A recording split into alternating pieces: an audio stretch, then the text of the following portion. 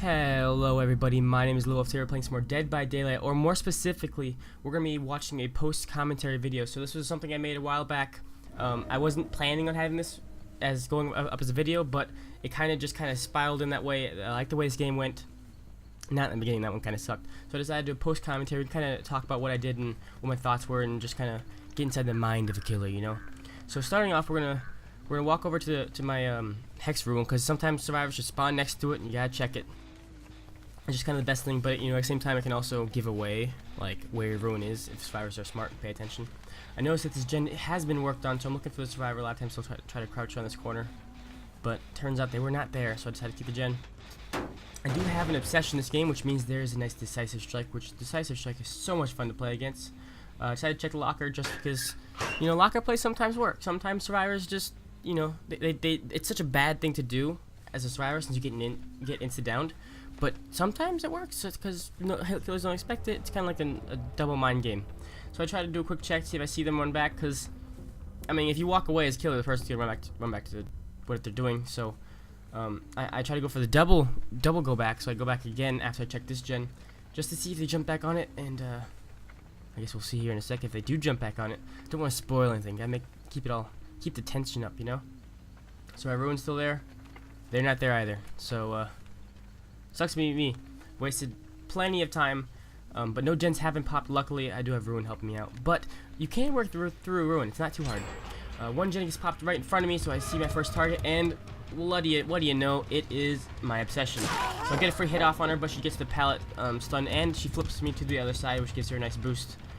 So I could have gone for a hatch throw here. In retrospect, I probably should have done that, but there was too many things that she could have gotten around before I done it. So I decided not to. One of Huntress' biggest things is if they have a distance on you, it's hard to catch up that distance since Huntress is so slow. But once you get close to them, that's usually when you can power shines with your hatchets and mind games, stuff like that. So doing some stuff. She gets the pallets on me again, but she is on my side. She didn't get the flip, so this is kind of good for me. But this is like the worst 3 seconds of my life. I have 2 gens pop in a row, and I have ruin go, so this is not good for me. I know she has decisive, so I decided to go for a crazy spin just to see, but it doesn't work out. I see the David, so I figured why not just hit him, because he's right next to me, and I missed my axe, so great job me. But I get a free hit after this, and David runs into a tree, giving me plenty of time to kind of catch up to him, and he tries to go for a loop, but luckily, as Huntress, these are one of the loops you can actually throw your hatchets over. Also, I should have known he had dead hard there. That's pretty obvious, but I swung for it anyway. But yep, you can throw right over these boxes. It's not too terribly difficult to do, so it kind of makes all of these pallets useless. This client with the morph shirt decides to just run up to me and take a hit. I'll take a free hit anytime. I'll take a free hit because I know I'm going to get the hook. It's right there. Don't need iron grasp or anything. Free hit. I see her running in the distance to my right, so I decided to go for a nice hatchet throw, and boom. I do get her down. This was like my shining moment. I was like, oh yeah, this is where it's gonna turn around. I decided to take her to the basement. I feel like a basement play is a lot more valuable than the hook that I have on the David. At this point, with 2 gens done, no ruin, or 2 gens left to do, no ruin, I kind of need something to get myself going. I'm not in a good situation at all, so I decided to just throw her on the hook in the basement, which can give me kind of some leverage, give me some chance to come back in this game and actually maybe win. We'll see. So I'm gonna defend this basement play, because if I feel like if I go out on any sort of chases, they're just gonna get her saved, get the last 1 gen done now, and I'll be over. So I see them working on this gen, so I try to come in here and stop them. But as I said, I do not want them to get her out of the basement. If they go for a basement save, I at least want to trade and get somebody else in the basement. I want to get that snowball going, that domino effect. I'm kind of patrol these gens a little bit, but here it's not. I hear that one's not going. Go back to the basement, see if anyone's there. Don't see anybody. Go check this gen, and I do see a Meg working on it. So I go for a throw, but she gets behind the generator. But she's messing around here, so I was hoping I can get closer to her, because a lot of survivors, as you charge your hatchet, they'll worry about your hatchet throw, and they'll forget that you're getting closer to them every second. And I do clip the box there, so I don't get a hit. Try to go for a little cheeky spin, see if I could get her going back to gen, but she stays back. I see some scratch marks here, but they don't go all the way down, so I kind of was thinking maybe they just crouched to walk down here, so check the corners. As I said, this basement play is literally, I want them to go for the save, and I want to be there for that save so I can actually get something going, because I only have 1 gen left. Basically, it's done. I don't really plan on defending those gens. Grab some hatchets, check the next locker just to make sure. Then I kind of realized that she wasn't there. Finished the last gen. This is when things are really feeling bad for me. This is probably my all-time low. Excluding that hatchet throw earlier, that was really sexy. So I'm still trying to defend that base and play a little bit. I know she's about to die, so might as well wait for her to die. They won't get the doors out. Won't get them open in time. She dies, so I'm like, okay, she's dead. That means if I get one more kill, I can at least pip. As long as the kill is not on David, I will get a pip. Since I have David on a 1 hook, she's dead. 2 kills plus 1 hook is a pip. So if I get David and hook him, then I don't pip. I safety. So my goal right now is to hook someone else besides David, and I can just camp them for a kill. So checking the doors, I see that there are some sprinting marks here. So I'm looking around, trying to find a survivor, because if I leave, they're just gonna open the door. So I'm looking for him. I try to check the hill, and a very popular spot is right around these rocks, and as you see, that's where she was at. So I get a nice hit up on her.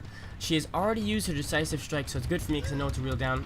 Shouldn't have really gone for that throw. Actually, I probably should have. I think I could have made that. I have fast hatchets on this game. I could have made it. But she makes a mistake of running to this pallet, which is the most... It's not safe at all. But I can get a hit off here. But she 360s me, and my mouse goes off the mouse pad.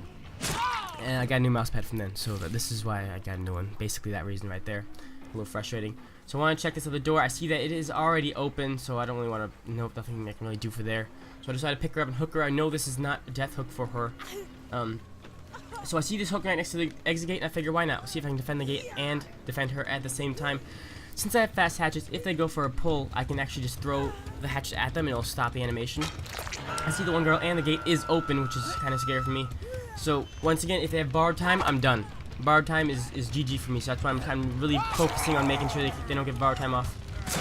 David, they don't try to go for the full pull off, which I think that was a mistake right there. If they would have gotten her off, I could have switched it to David, and then, you know, it would have been a different story for me for them. But she's the last one alive, and I just hit her right in the ankle, because everyone else has been down.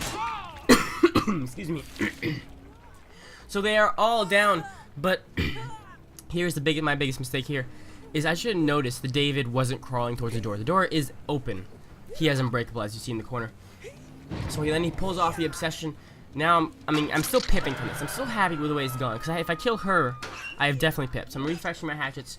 The gate is open, so they could leave right now. They could easily leave, and I'd get 2 kills, and they'd have 2 escapes. But I see the scratch marks, and I see that David's going for a really long play on the side. He is fully healed, but I'm able to get him here, and then I cut him off right as he goes for the unhook.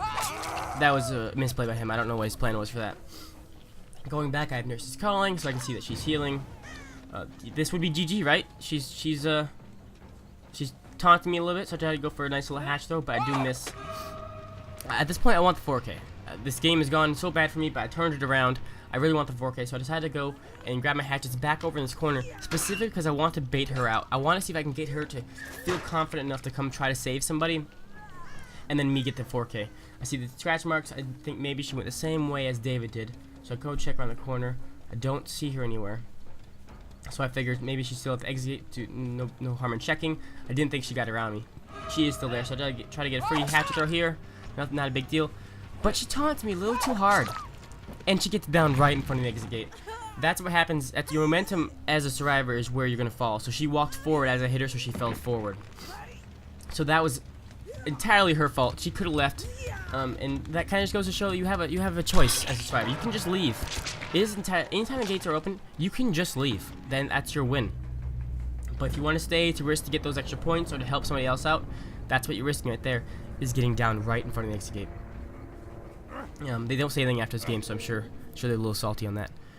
So this is my 4K as the Huntress. This is rank 3, I believe.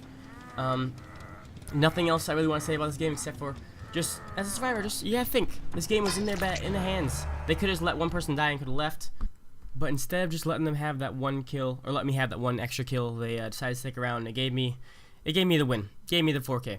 So thank you guys so much for watching. If you enjoyed the video, please leave a like. If you want to subscribe, do that. It's free. Why not? Dislike if you didn't like the video, I guess. But I mean, that's just mean. And I'll see you guys next time. Have a great day.